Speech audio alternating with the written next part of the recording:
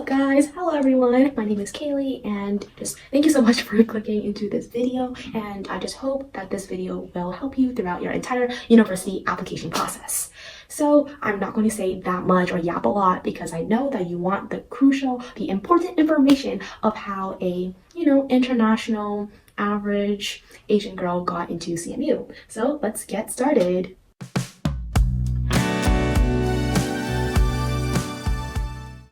Well, of course, we gotta talk about my background information. So I'm gonna be, reading from my screen. So if I look down, it's probably because I'm reading it off.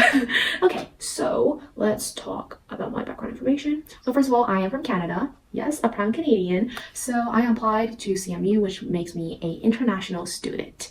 And I am in a STEM enriched program, which means that a lot of my subjects that I took throughout high school, they were enriched. And I also took some APs, which I'll be talking, later about.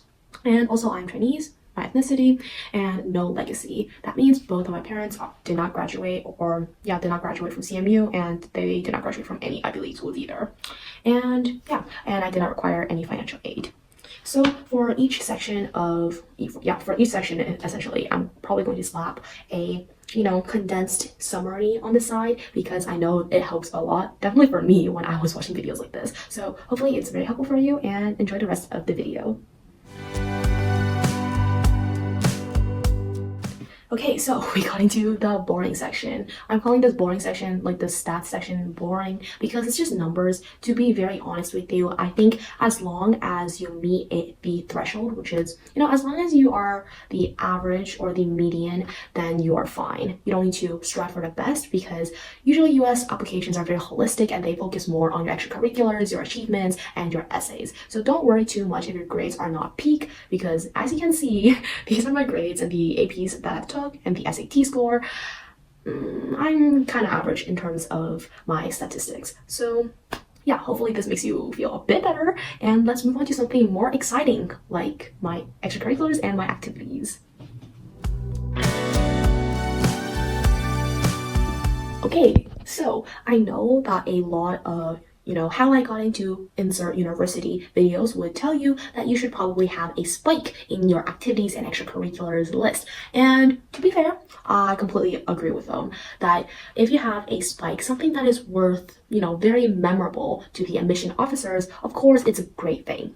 However, for me, I am the type of person just to try everything and to see if I truly like it, and that is the reason why my extracurriculars are all over the place, and it's just because I wanted to try everything just to see what I liked and what I didn't like, what to give up and what to pursue. So that's the reason why I don't think I had a spike, but I still wanted to share you my entire list just to tell you that you don't need to have a spike as long as you could convey the message that, oh, I am super passionate about X, Y, and Z to your admission officers, and it correlates along within the university's values and beliefs, then you are set. And for me, in my case, I talked a lot about business and arts and community services. So these three categories were basically made up my entire process. So yeah, hopefully this list helps you, and yeah.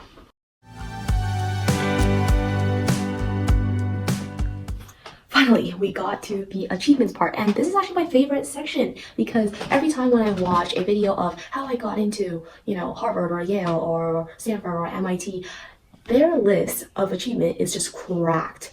And I just want to tell you that my list, unfortunately, I did not start a business, I did not get a Nobel Prize, I did not win the Grammys, so sorry if I disappointed you all, but this is the list of achievements that I have sent to the Common App. Here we go.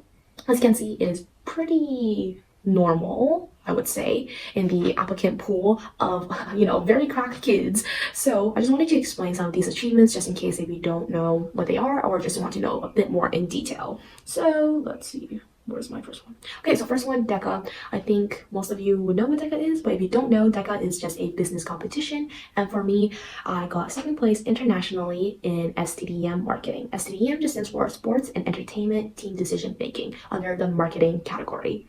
So for my second and third achievement that I have listed are music awards. So if you don't know, who I am. I mean, of course you probably don't know, I'm just a random girl online, but I am a competitive guzheng player. And what a guzheng is, it is a Chinese traditional instrument.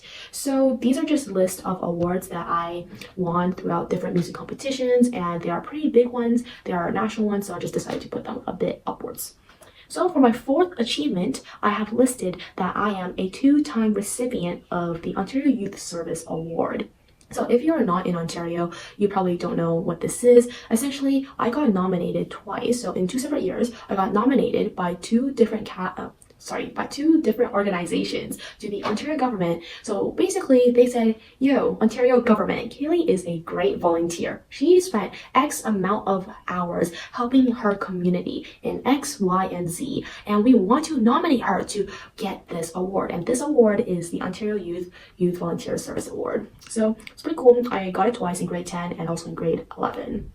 Okay, so my last one, if you're Canadian, you would probably know this. It is the Waterloo Math Contest competitions. So I just decided to list or just combine all of my math competitions top 25% distinction awards together into one big achievement, and I put it last because I wasn't planning to major in math. I was just planning to major in finance. So I guess you do need to know some, math, have some math foundation, but it wasn't, like as important compared to, for example, DECA, which is actually business orientated. So yeah, this is my achievements. Hey guys, so if you have reached the end, thank you so much for watching this video. I truly appreciate it. And you may have noticed that I did not include my Common App essay or my supplementary essay. And the reason is, it's not because I'm gatekeeping, it's because I truly believe that my Common App essay and also my supplementary essay are the reason why I got into CMU. And it's just that there's so much to unpack. I want to tell you my step-by-step thought process and also the reason why I chose certain topics over other topics, and also what to include and what not to include, that I think if I put it into this video will probably be like, I don't know, 30 minutes long. So I didn't want to create like a super long video. So I decided to divide it into smaller chunks. So yeah, so please subscribe to my YouTube channel, and if you're interested in learning or knowing what my Common App essay is about, trust me, it's a really good story, please subscribe. And yeah, and my next video will be about my Common App essay and my thought process behind it. So yeah, have fun and good luck. Enjoy your university application process. I know it's a stressful time, but you got this, and trust in the process.